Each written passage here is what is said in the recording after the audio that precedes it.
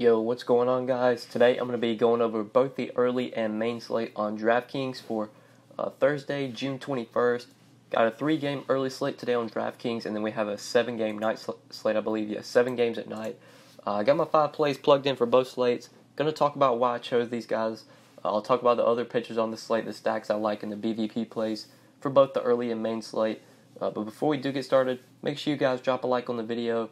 If you are new to the channel and you have not subscribed yet, be sure you do click that subscribe button down below, so that way you won't miss out on any of my new videos. But yeah, so pitcher on this early slate, pretty gross. Really only have a couple options that I'm really interested in. Got Paxton and Severino going up against each other. Then we have Porcello and Freeland going up against Porcello and Gibson, going up against each other. And then Freeland and Matz are pitching in Coors Field. So the options for me, it's really Severino, Paxton, Porcello, maybe. But I probably won't be playing Porcello, especially since Paxton's cheaper. And then Kyle Gibson, I guess, but against Boston, don't know if I want to go there. I don't think I'm going to be taking the pitchers in Coors Field. So that kind of just landed me on Paxton and Severino. They're going up against each other. I think this could definitely be a low-scoring game here. I think this could be like a 2-3 game, if not a lower score than that. You've got two really good pitchers, two pitchers that can rack up strikeouts. Although both of them have tough matchups, the Mariners don't really strike out a ton, definitely have good hitters in their lineup. The Yankees do strike out a lot, but also have a ton of power as well. But with just how many few options we have on this 3-game early slate, I think it makes sense to play Paxton and Severino here, even though they're in the same game. These guys could definitely just go ahead and have a pitcher's duel here, put up a lot of points, and really return value. So I'm kind of looking to build around Severino and Paxton on the early slate. And then for bats, I'm really focusing on Coors Field. We just look at the implied run total for the Coors Field game.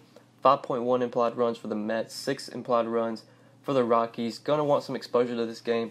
Got lefties on both sides, so I feel like the righties are where we're going to go for both sides, like Cabrera, Frazier, Flores, Devin Mesoraco. You could look to, on the other side, LeMahieu, Arenado, Story, Desmond, Iannetta, Cuevas. These are the guys you want to consider from the Rockies.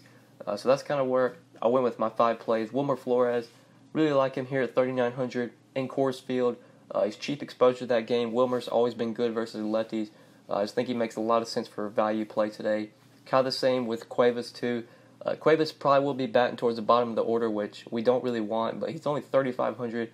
He gets you cheap exposure to the Coors Field game. Steven Matz has definitely been improving lately, but going to Coors Field is not going to help him. I do like the Rockies here. I think they are able to put up runs. I think the bottom of that lineup with Iannetta and Cuevas, you can definitely look to for value. Cuevas, a guy like 3,500. Maybe since it's a day game, maybe they'll bump Cuevas up in the order. They'll give a guy a day off, which kind of have to wait and see for that lineup. But yeah, like Flores and Cuevas as value plays for my hitters. And then Desmond, kind of a guy I'm trying to pay up for here. He's 4,700. Ian Desmond, been crushing the ball lately. The DraftKings scoring has reflected it. 19 DraftKings points his last game, homered, I believe, off of Jason Vargas. Another great matchup here versus Steven Matz. Desmond's just been hitting lefties well lately. Gets a good matchup with Matz. If Desmond gets on versus Steven Matz, he'll definitely have a potential to steal some bases. Desmond does have some speed. Matz is very bad at holding on runners. So I like Desmond. If you're getting some exposure to Coors Field, you want to pay up for a guy. I think he makes sense at 4,700. Obviously, like paying up for Arenado, Story. Those are the guys you really want, but they're 5,800 and 5,700. Really hefty price tags on them. Desmond, much cheaper at 4,700 and still gets you some exposure to the top of that lineup. So these are my 5 plays for the early slate: Severino, Paxton, Flores, Desmond, and Cuevas. Now looking at stacks and BVP plays on the early slate before we move on to the main slate. I'm really focused on the Coors game for my bats. That's kind of the game I'm looking to. I don't think I'm going to be playing hitters from either side of this Yankees Mariners game. Just 2 really good pitchers, 2 pitchers I don't want to pick on. Maybe you could pick on Kyle Gibson or Porcello. I guess those are probably the 2 games I'd look to for bats. Coors, obviously, and then the Red Sox, Twins could definitely have some runs here. If you want to play like Joe Mauer, if you need a cheap bat, Logan Morrison, you could look to some of those guys. Robbie Grossman led off on Wednesday, so if he leads off again, 2,800 could definitely be value. But really, it's Coors Field where I want to stack up both sides, especially the righties from both sides. So then BVP plays before we move on to the main slate. Got a couple of them. We'll start off with JD Martinez. He is 9 for 25 with 2 home runs versus Kyle Gibson. Brian Dozier, Robbie Grossman, and Matt Kepler have all hit Rick Porcello well. Dozier is 8 for 40 with 3 home runs. Robbie Grossman's 4 for 13 with the home run, and Max Kepler 3 for 12 with the home run versus Porcello. Then Arenado and Blackman have both hit Steven Maxwell. Arenado 3 for 11, only a 273 average, but all 3 of his hits were home runs versus Steven Matz. And then Charlie Blackman 6 for 11 versus Steven Matz. Pitchers that have done well, no pitchers on the early slate have done well with a decent sample, and no pitchers have done poorly. So that's it for the early slate. Pretty quick, 3-game slate, not much to talk about. So let's go ahead and move on to the night slate. 7 games tonight. Already got my 5 plays plugged in for the night slate. Max Scherzer on this night slate, very expensive. He's $14,500, but he gets a great matchup here versus the Orioles. We saw Max Scherzer go out and dominate this team the last time he faced them.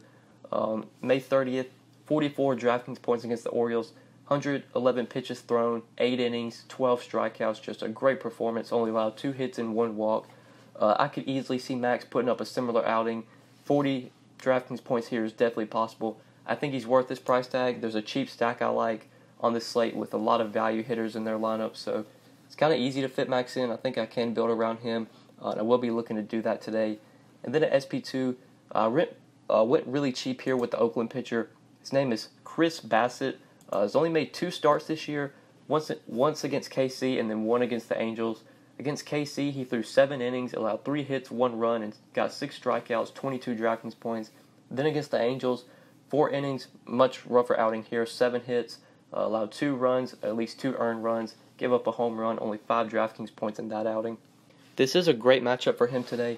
Against the White Sox, this White Sox team strikes out a lot versus righties. They have pretty bad hitters in their lineup. Once you get past like the top 4, this lineup gets really bad, like with Smith, Davidson, Tim Anderson, Tilson, Engel. These guys strike out a lot. They're not great hitters. I think Chris Bassett is definitely a value option here that we can pair with our expensive option, Max Scherzer. If you don't want to play Max, then maybe you could like pair Bumgarner and like Skaggs or something. Bumgarner, Tyson Ross, whatever you want to do there. But I really like going up to Max and then getting some value with Chris Bassett. I think both of these guys make a ton of sense. I think Bassett could easily get 15 to 20 DraftKings points, and Max could totally go out and dominate, get 35 to 40. And I could just get a lot of scoring from my pitchers here. So I'm kind of looking to build around these 2 pitchers. Then for the bats, we're really going to need value. And I think that's where we can look to the Athletics today. I love the Athletics in that game versus Lucas Giolito. Giolito's been very bad this year. Want to target him. So at first base, Matt Olson, great value option here, $3,900. A guy that has a ton of power going up against a pitcher that definitely gives up home runs and doesn't really strike people out either. Giolito's just been really bad this year. Athletics have a 5.2 implied run total for today. Rarely do we see the A's with over a 5-run total, so that shows you Vegas is expecting them to score runs here, and I think they will. Love this team for value. Matt Joyce, if he's in the lineup, he's in the projected lineup. If he comes back from the DL, he's only $3,100, might be leading off today. You got Olsen at $3,900, Piscotty $3,500. Just a lot of value here versus a very bad pitcher. So I like Olsen at first base, great option. Think he's one of my favorite value options on this slate.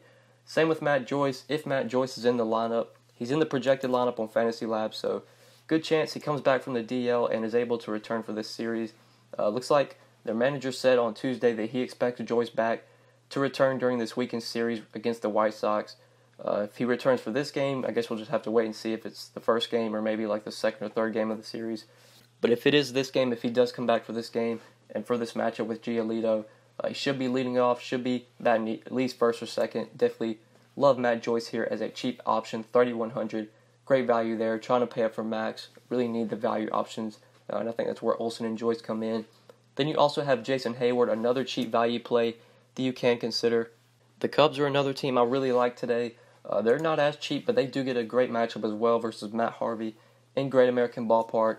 I like the value here with like Hayward, Zobrist, Almora, Schwarber. These guys are somewhat cheap, especially Hayward, $3,900. Getting the platoon advantage versus a bad righty and a good hitter's park. Hayward's been hitting the ball a lot better this year.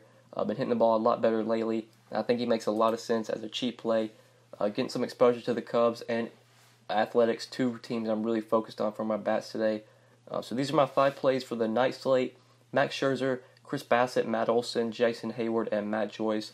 We'll quickly talk about some of the other pitching options on this slate. Then we'll go over stacks and BVP plays before we do get out of here.